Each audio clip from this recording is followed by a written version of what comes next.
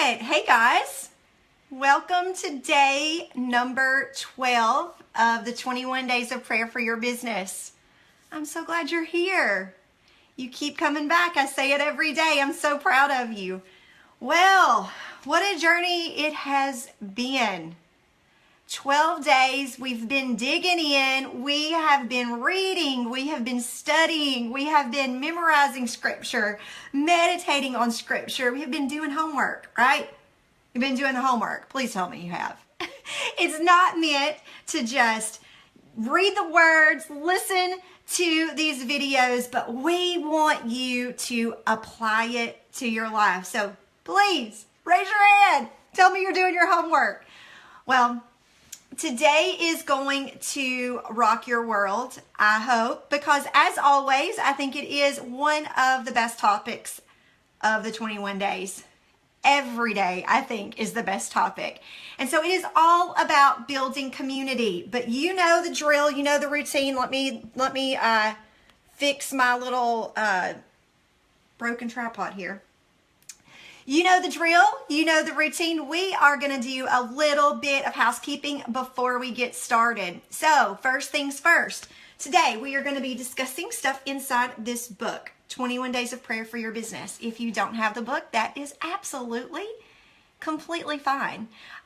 We did this study back last year and we did not have the book, and everybody watched through it and was hopefully able to get something out of it. So if you don't have the book, please don't let that be an excuse to keep on keeping on and watching all the videos. Now, if you're just so happen to have found this video, day number 12, and you've not watched all the other ones, 1 through 11, please look them up on YouTube and watch them. It's so amazing how they progress. Day after day, they kind of build upon each other, and we're going to review that really quick. I want to give you a little snippet of what we've discussed from the beginning. Day 1, we talked about giving God control. Really, on this journey of success in life and business, we want Him to have control. Day number 2, we're trying to find a little bit of freedom from our past. Anybody got a past out there? You got a past? Ugh. Well, there's probably hurts. There's probably mistakes. There could be a little bit of failures, unless, you're one of the only ones out there that's never dealt with stuff like that. This is a day that we're really starting to dig in and find freedom from our past. Day number 3, we discussed all the ways that you are uniquely made. And whether you believe it or not, you are. And you were designed for a particular reason and purpose. Day number 4, we called a vision. Yep, we did. We may not see the end picture of where we are to be at down the road, but we understood that vision is letting the Lord be a lamp unto our feet and a light unto our path, and really guide us each step of the way. So that was day number 4. Day number 5, we talked about how you can be intentional. Now it's time, as we start understanding these things and we start having awareness of it, now let's begin to be intentional. And you know what? Let's dive in and look at a little bit of our values. What are those things that are so important? Because I would dare to say half the time when you feel out of balance and kind of off whack a little bit, it is because your values are not getting into your day. And there's not this magic list of them. It's what's important to you. It's your non-negotiables, and those need to be getting in your everyday life and in your business if you want to find contentment there. So that was day number 5. Day number 6, we discussed the importance of always growing. You don't just arrive, you need to always be growing. After that, we discussed day number 7, which was all about not giving up. The day you give up is the day you give up. Don't do it. Don't throw in the towel. That was day number 7. Day number 8, I'm getting nervous that I'm going to forget it, but I've got it. Day number 8 was living a life of worship. Whenever we look at our unique design and our gifts and our talents and our passions and those values, and we see how the Lord created us, and we understand that when we use those, when we use our unique design for the benefit of others, that really is living out a life of worship. We are honoring God with what He designed us to be. So that's day number 8. Day number 9, living a life of excellence. Don't let it freak you out. It's not as scary as it seems. Make sure you go check it out if you haven't. But That day, we are just talking about really excellence is using your unique design, your gifts and talents with the tools and resources, I got a hair in my mouth, that you currently have on hand. And that is living a life of excellence. There's a very fine line between that and what we talked about on the next day, which is, that would be day 10, is that perfectionism weighs you down. There's a fine line. And a lot of times people think, maybe I'm not a perfectionist, but I double dog dare you to watch that day and see if any of those things hit home in your life. That led to yesterday, which was day number 11, and it was creative problem solving. Yes, I did just have to flip and make sure that I was correct on that. It's kind of the short-term memory that gets me every time. So anyway, creative problem solving. Now, that was a doozy of a day, and let me tell you, if you haven't watched the video, you probably need to. And well, before I dive into that, let me say, creative problem solving outside of giving God control has been one of the biggest things that we found success in our business, was by looking at needs, and these are the issues, and let's fill them, let's fix them. And that obstacles will then help you find opportunities, and that's when you begin to find success. Now, if you watched that day, I have shared it on social media, and I have also shared it in the Facebook group, but I had this little saying that I said, that I've said like my whole life, and I had absolutely no clue that it could mean something kind of naughty or bad. And oh my goodness, can I just say, I was completely like mortified. Like, what? I just said something so I am naive. I just need to let you guys know I am little Miss Naive Girl, and these kind of things happen to me often because my mind just doesn't go places. And so I would like to apologize if you haven't watched it, and I will put you in the know. But the saying, wham, bam, thank you, ma'am, I said it twice yesterday, and apparently it can mean something not nice. And so, I'm a little embarrassed, but I apologize. If you don't know what it is, just be glad you don't know what it is. But it's not a nice little rhyming saying. I'm so sorry. I can't believe I did that. Okay, let's move on. What day are we on? We are on day number 12. Building a community.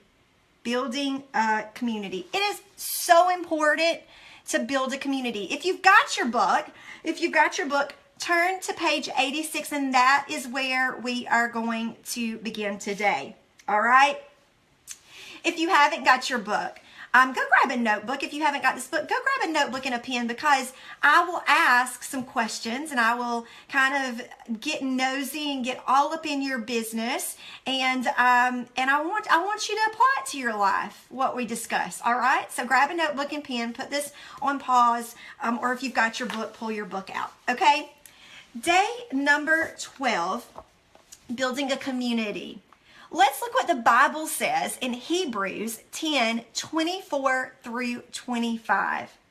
And let us consider how we may spur one another on towards love and good deeds, not giving up meeting together as some are in the habit of doing, but encouraging one another, and all the more as you see the day approaching.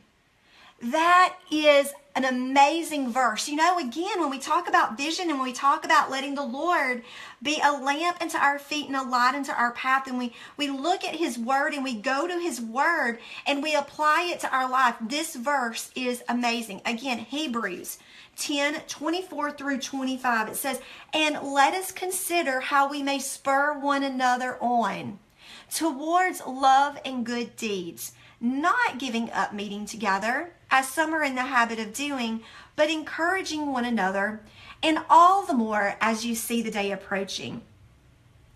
I want to go on down and keep reading this next little bit, because it's very interesting. As I was reading over it this morning, I've told you guys I'm walking through this with you. Even though I wrote the book, when I wrote the book, I felt like every day was really applying to things. I don't feel like I have these topics completely mastered. But this morning I woke up and I was going through it, because I really want to be having the same experience you're having every single day of walking through this process. And I later say right up underneath that verse, Do not give up meeting together. Well, that seems pretty straightforward to me. How about you? We are better together. And I'm sure you have heard that saying before. It's so true. Listen to this. Doing life with others and not alone brings great rewards. When we meet together and do life together, we can spur one another on towards love and good deeds. We can bring encouragement to one another because being alone is, well, it's very lonely. When I was reading that, I kind of giggled because I say in there, doing life together. What does that mean? You know, like we're doing life together. I say it all the time. I'm so thankful we get to do life together. That's just a common saying in our household and something that we say. And it wasn't long ago that I ran across a comment that somebody had made, was that they were just like, you know, oh my gosh, it so gets on my nerves when people say that we're doing life together. And, you know, immediately I'm like, oh my gosh, I say that all the time. I say that all the time. And immediately my mind went to when I said those very words out of my mouth. Oh my gosh, like that is so annoying. And let me tell you the state that I was in at that time. I was highly lonely and highly insecure. I was walking through that period of time as a nurse, and I was going in, I was doing my work, and I had friendships. I had, you know, friends there, but nothing really deep friendships there. And my husband was on staff at church, and I remember following different people on social media, staff wives and other pastors. My husband wasn't a pastor on staff. He worked in the accounting and then the IT department. But I remember watching the other pastors' wives and the other staff wives on social media, and a lot of them had formed these really good friendships. And I remember seeing their things of saying, that exact same thing. I'm so thankful, like a cute picture with them. So thankful we get to do life together. Hashtag covenant friendships. And I would be like, oh my gosh, like, please, that's so annoying. So glad to be doing life together. Like, I would totally be rolling my eyes and mocking it. But let me tell you where that deep-rooted insecurity was coming from. I was not developing those friendships myself. I'm sorry, I have to keep moving the thing. I was avoiding deep friendships because I had been hurt in the past, okay? When we lost everything with the store, I told it early in our days together, I also lost some friendships in the midst of that. We sold our business, and some of the designers and some of the girls that stayed on, I've kept great relationships with. Actually, Vanessa and Eric Hudson. Vanessa came from that time, so I still had some great friendships. But through that, I also had some relationships that kind of went south, and it hurt me very, very, very deeply. I mean, I'm talking, you know, I was probably very far from perfect, and we're going to talk about conflict tomorrow. But I was hurt. I felt abandoned, rejected. I felt that anything to that point I had done wasn't of value. I felt that I failed in that department. And you know, a lot of people who are perfectionists, that it kind of gets to them and it gets in them. And so why do this whole friend thing again? Why? And I'd even looked at my husband during that time frame, where I was rolling my eyes at the other people who had found freedom and was developing friendships and was allowing themselves to get close to others. I saw it and I kind of mocked it, like, oh, geez, whatever. Out of my own insecurities, I actually deep down wished that I could let go and have those kind of friendships again. So I was lonely. I was at this place that I was letting my past dictate my future. I was letting my past hurts get from my mind into my heart and really keep me from moving forward. That's the reason why it's so important to build on these days. And it's also a process. You know, finding freedom may not just happen like that. It's a process. And it's so important because if you can't begin to understand the things that you need to find freedom from and really dig in and acknowledge those hurts, that's the reason why this homework is so important. Because if you've got those deep hurts and you've got those things that are buried so deep inside of you, it really is keeping you from the abundant life that Christ Jesus has set out before you. You know, it sounds kind of hokey sometimes when you read it in the Bible and you think, oh yeah, what is this? It is the truth. Do you understand how my past was keeping me from something in the future? You know, being alone, being by yourself is a very, very, very extremely dangerous place.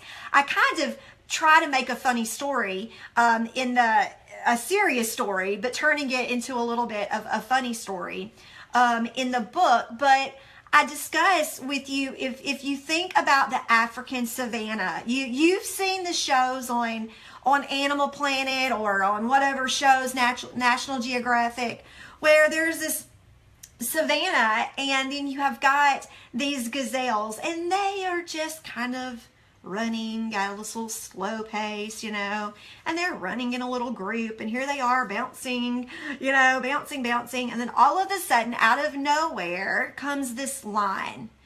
And the lion is like, game on, I need me some food, right? And that lion starts chasing those gazelles. And the gazelles are running and they're running. But all of a sudden there's this little gazelle over here that's a little lonely. He is not in the safety of the group. I don't know, for whatever reason. Maybe he's a little distracted. Maybe he got over there and saw something that caught his eye and he left the safety of his group. I don't know. Maybe he was having a terrible, no good, sorry day and some of those gazelles made him mad and he was like, I am not going to hang with you guys. You hurt my feelings. I'm over here by myself. It's not a good place for him to be. Oh no.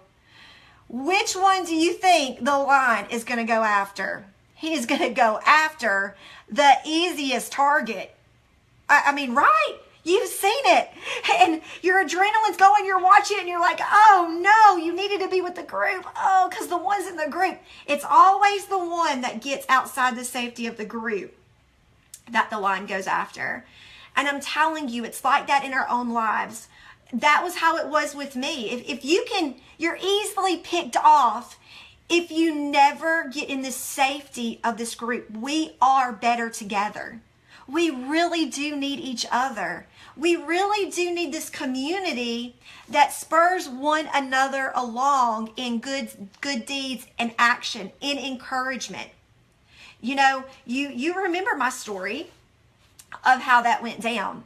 Right? Do you remember the story of how that fateful day on February 15th where I had at a crossroads, do I throw in the towel or do I stick with this? Well, let me tell you my story and how it played out. Let me give you a little bit more details of this backstory.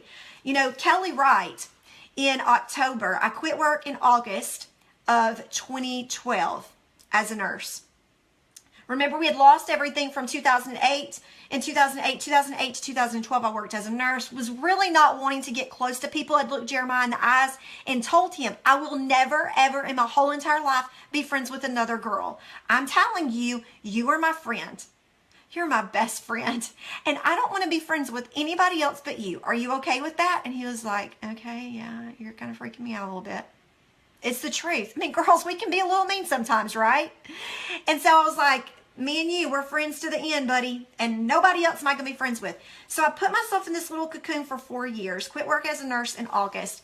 And in October of 2012, headed to a women's conference at our church. And let me tell you, I was going to sit with somebody that I worked with, that I went to school with and actually worked with. But again, we weren't like just knew each other's deepest, darkest secrets. We were friends, probably even surface level friends. No deep, meaningful here relationships. You get the picture. And Kelly Wright, out of nowhere I was on the interstate. I think I've shared the story before. She gives me a call. And she says, hey, I heard you're going. Our daughters were friends with each other. I'd actually been her nurse before. And so we knew of each other. She calls me and she says, listen, I heard you're going to the women's conference. Do you want to sit together? And I'm like, sure, yeah, let's do it. Let's sit together. So we sit together at this women's conference, and one thing leads to another, and we start, picking up some conversations here, and then it goes like this. Oh, well, what you doing for lunch? You want to go grab some lunch? Yeah, let's grab some lunch. Oh, well, we start talking about something, and then it's like, well, hey, why don't we go grab dinner after this? Okay, yeah, Jeremiah's out of town. Let's go do it. Let's go grab some dinner. So we start interacting with each other, and that is the conference. Remember when I told you about the Victor's Crown song by Darlene Zschech, and I was sitting there and I was like, Lord, I'm done. Like, I really am done. I'm really done with these past hurts. I've handed them over to you before, but I've picked them right back up. And really, I'm done. I want freedom from it. I don't want to live like that anymore, right? You remember the story. Right after that, I decided to be intentional. So it's not just a prayer now. It's not just a Lord, here you go. Now I need to put actions to my words, to my prayers. And this is what it looks like. Kelly, why don't we start meeting once a week? Like, I don't know if you think that's weird, but I don't really have a lot of close friendships right now. And I think it would be good. I think it would be good for us just to meet once a week. And actually, the Lord, I'm telling you, just dropped two people's names in my head. Nobody knew each other. It was Natalie Elrod. If the truth be told, we went to school together. We had not really seen each other probably in 20-something years, maybe off and on. We weren't even really close friends in school. We knew each other. We sat near each other in some classes, but we were never very close friends. Anna White's name just came into my mind. We had went to school together in Illinois, and she had moved to Birmingham, and we really hadn't seen each other in a crazy long time. And so I was like, you know what? I know these other two girls. Would you mind if I asked them if they could start meeting with us? And she's like, oh no, that's fine. So then I go to Natalie and I say, hey, listen, I've got these two girls, and I know it may seem crazy, but why don't we start meeting once a week? Oh, Monique, that's a great idea. Let's do it. Because I've really made it a point not to make deep, close friends, and I really think I need them. And she says, you know what? I'm the same way. Actually, it's just kind of me and Andy here, and I'm game for it. Say the same thing to Anna. You know what? I'd love to do that. So we start meeting once a week at Barnes & Noble, and we just talk about nothing major, just life. We just talk about life, and our kids go sit at another little table and talk, and we just spent time together. And then we started messaging each other and saying, oh, well, what time are we going to meet? Or then we would start talking about something that we discussed. And I said, why don't we start a little Facebook group? Just the four of us. We called ourselves the Country Girls. Don't ask. We're random. And we just, us four in the group, if we talked about something or an article, we would share with each other, and we just built a little community. A little community. Intentional, prayed. Here, Lord, I hand it over. Here, Lord, I would love to start now being intentional and walking this out. So I trust you. I trust you. I'd love to start building these friendships. So we start building this little community of four. And the story, I told it to you on day 7, February 15th, when it was one of my hardest days ever, and I was really wanting to throw in the towel. Because we had developed this friendship, and because we had started walking out this journey together, that then turned into, because we were meeting, that was before this new business venture came about. We were all meeting together during that beginning stages of the business venture. So now we were all in it together. We knew each other's heart with it. So now on that day in February, when it was very hard, it was so easy to go to them and say, this is my hard moment. This is where I'm wanting to throw in the towel. And because we had developed this community and this relationship, and really this love for each other, they were like, Monique, don't do it. I'm telling you, I have no clue what decision I would have made. Honestly, Kelly is the one who introduced me to this company. So really, had the ball never even got started, had I never understood this is my issue, these are the things that from my past are holding me back, it was keeping me from community, okay? It's so important to find freedom. And in the process of that, Kelly introduces me to a company. We begin all of this friendship. Now we begin this business venture together. And then at the moment where it's my hardest moment, where I want to throw in the towel, they say, don't do it. I don't even know if I would be sitting here right now talking to you. Pretty positive not, because I would have never met Kelly, who would have never introduced me to this company. But do you understand? Community is important. Now, does that mean that somewhere along the last 4 years, I've never been like, oh my gosh, wow, okay, yikes, that hurts. Oh, wow, oh, that digs up some fresh wounds from the past, or some deep wounds from the past? Yeah, I've had moments along the way that I was like, oh, geez, seriously, people. Like, why do I have to deal with people? You know, man, why can't people give a little grace? Man, why can't I give a little grace with others? You know, we're going to talk about that more tomorrow. But yes, there have been moments in time where I've still ran across, and probably some things that I was very fearful, because you say, Monique, well, if I break out of this and I form friendships and I build community, what if I get hurt again? You probably are. I've had my feelings hurt along the way since I handed it over to God. But you know what? That kind of stuff doesn't define me. And I understand how it's got to really, one, reminds me how important it is to give grace. And again, we're going to talk about that tomorrow, but to keep moving forward. Community is so important, guys.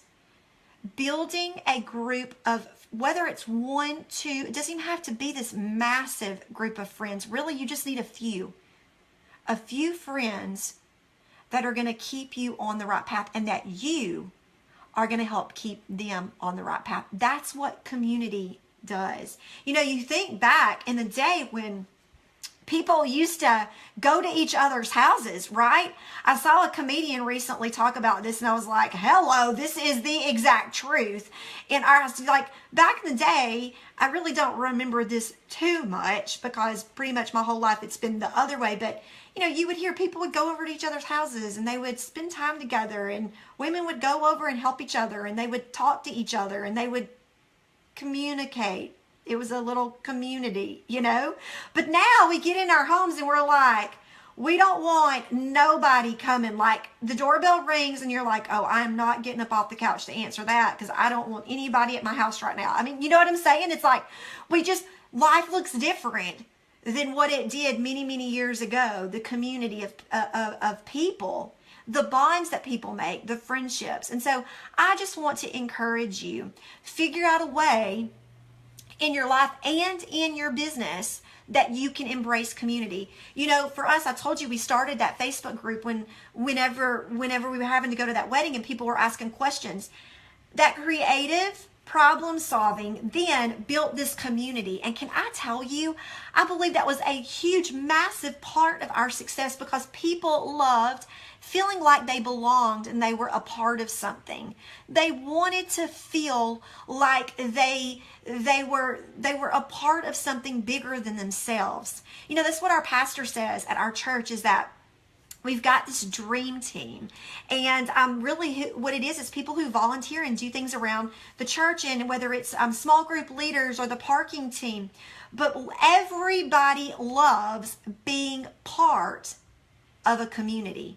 They do. They want to be a part of something bigger themselves. So I challenge you not only to figure out how you can build a small community of friends, how can you take something in your business, in your career, whatever it is, and develop this group of people that can be there for each other, that can encourage each other and spur them along for good deeds. You know, it's not just for you. It's for the benefit of others as well, this community. It's not just for you. It wasn't just for me that fateful day, of them helping me. It's also being an encouragement to others and encouraging others along the way. Let me give you a story that I share in this book that, man, when I watched this video, I sat and ugly face cried. When I watched it, because it was an example. When I was writing this part of the book, I was like, oh my gosh, this is an example of how the good deeds of others spur you along and encourage you to embrace good deeds as well. When you're in a community, you're in a group of people, and you can watch and you can see what they're doing, and their acts and their words and their love can encourage you to embrace those same good deeds in your life. Let me give you a visual example. I watched recently this video of this news story of an amazing, good, heroic act of kindness that this teenage boy did at a football game. It was a football game, and it was halftime, and the cheerleaders were, I would say, probably a junior high, middle school to junior high cheerleaders, and they were all right there out on the field, and they had them all lined up, and they were doing something special that day, and I really don't know what it was, but it involved their fathers all being out there with them on the field. And there was one part of this show or whatever they were doing where the dads picked them up and put the daughters on their shoulders. It like chokes me up. And so they're all standing there, and they put them up on their shoulders, all except this one little girl who's standing off by her side. Her father had just left the day before, and he was serving overseas. And this little girl's father was not there. And as she stood there, she got caught up in the emotion, and she starts boohoo crying. And why, for the life of me, these people did not think this poor girl does not have her father here. Like, hello, somebody dropped the ball on that one. But this little girl is sitting there boohoo crying, and people are watching in the stands, and I guarantee you there's probably a lot of people that it tore them up on the inside when they saw it. They saw it and they're thinking, oh my gosh, that's so horrible. But one teenage boy saw it and didn't just have the thought go through his heart or in his mind. He was intentional, and he did something about it. And it was instant. He jumps up out of the stands. He runs down the bleachers. He jumps the fence. He goes and he scoops that girl up. And he puts her on his shoulders. And that little girl was beaming from ear to ear. Can I tell you, that right there, the good deeds of that boy, like when I saw that, it did something to me. I was like, oh my goodness, how many people were standing watching in the bleachers and on the sidelines, but they did not go do anything. They sat and thought, well, surely somebody will do something. Oh, maybe somebody else will go run. They all had to be feeling it, but somebody got up and they went out there and they said, I'm going to scoop her up. And that just, when I saw that, I was like, Lord, I don't want to sit on the sidelines. Like, that encouraged me. Lord, I don't want to sit on the sidelines. I want to run out and I want to scoop people up, and I want to encourage them. I want to encourage them. And so I just want you to know, when you are in a community, when you are in this group of people, you are going to be able to see the good deeds of others, and their good deeds are going to spur you on, and they're going to encourage you to embrace those same things in your life. The last verse that I would like to share with you today is it is Proverbs 27:17. As iron sharpens iron, so a friend sharpens a friend. You know, friendships are so important. Not just community, but friendships. And my challenge for you, I don't know what your past looks like. I don't know what your hurts are. You know, I would dare to say the majority of everyone watching this has been hurt at some point in time with relationships, whether it was from family or whether it was friends or spouse or siblings or whatever. Relational issues are tough. They are one of the toughest, and we're going to talk about that a lot tomorrow in dealing with conflict. But please don't let it define your future. Don't let it keep you from the abundant life that Christ Jesus has set out for you. Community is important. You're better together. You sharpen one another. As you sharpen your friend sharpens you. All right? I'm going to give you a few walkout points, and then we're going to end in prayer, all right? On page 90, if you've got your book. Oh, hold on. Before we do that, let me tell you what the homework is. Some days I've not done that for you who have your notebook. The first thing I ask is share a time or two when a friend or a community helped you make it through a tough time. Have you ever had a tough time where a friend or a community helped you through it? Talk about it. Write it out. Can you think of times where you helped others when they were at their lowest? Share that as well. Also write, have you ever been inspired by the good deeds of others? If so, share a few ways below. Man, I'll tell you, you know, one thing that inspires me is, have you ever seen the Oprah giving the favorite things away? I can't tell you, the first time I saw that, like, we were flat broke, had no money, but when she was like, and you get one, and you get one, and you get one, and you get one, I was like, oh my gosh, how awesome would that be? So that's one of my dreams. Girl inspires me. Page 88, are you fearful of being part of a community? Have you ever been hurt before? If so, share your feelings. And then I say, I really do appreciate you being open and transparent. The next thing that I ask is, do you have a hobby you enjoy that has Facebook groups? That's a way you could join a community. Are you part of a church or a small group that meets weekly? Maybe you could work at building community there. Do you have friendships that could be made stronger? One way to build community is to start where you're at. Remember, I started where I was at, right there with Kelly, Anna, and Natalie. To begin building community, start with where you're at, okay? So ask a friend that you haven't seen in a while if they want to go, go have coffee or go have tea. And then the walk it out points, and then we're going to close in prayer. Walk it out. Call a friend and set up a lunch date. If you want bonus points, I know you do, find a friend you haven't connected with in a while. You know you want bonus points. Start a group text or a group message with a couple of your closest friends. Make it a point to stay connected throughout the week. I've got a group of about 20 girls right now that help me with a certain area of our business, and they have got this small group message that 20 of us are in, and can I tell you, those girls will blow up my phone. It is when they start getting, but I have watched a beautiful thing form over the last few months, is this close relationship with them. Many of them had never known each other until this time, and they have built some deep rooted friendships there. So do that. Get a group text message, put a few people in it, and just keep a conversation going throughout the week. Put your creative thinking cap on and find ways to build community in your business. This can be done in person or through social media. Start a Facebook group. Embrace what works best for you. And finally, memorize and meditate on Hebrews 10, 24 through 25 and Proverbs 27, 17. All right, guys, let's close in prayer. Lord, I thank you. I thank you for every single person who is watching this video today, whether it's live or whether it's on YouTube. And Lord, you know their hurts, you know their past, and you know those times that they've been hurt by relational issues. You know the times that they have felt abandoned, rejected, just not feeling like they're a part.